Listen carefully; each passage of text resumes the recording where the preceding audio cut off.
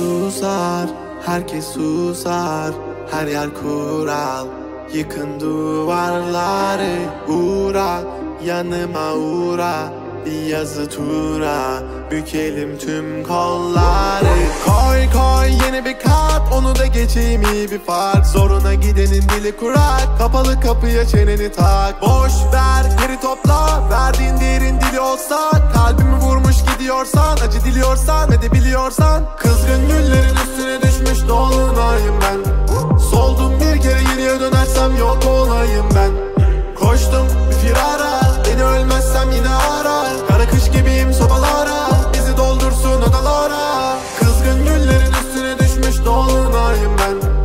Soldum bir kere geriye dönersem yok olayım ben.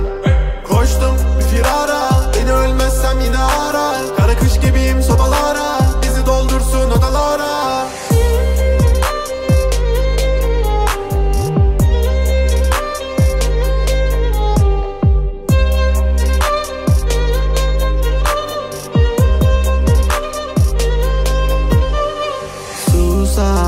Herkes susar, her yer kural.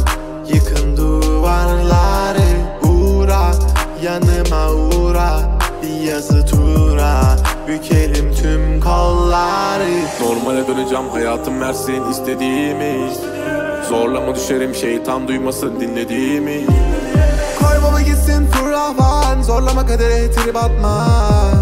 Trip atma, trip atma. Normale döneceğim, hayatım versin istediğimi. Zorlama düşerim, şeytan duymasın dinlediğimi. Koy baba gitsin fırlavan, zorlama kadere trip atma. Trip atma, trip atma. Kızgın güllerin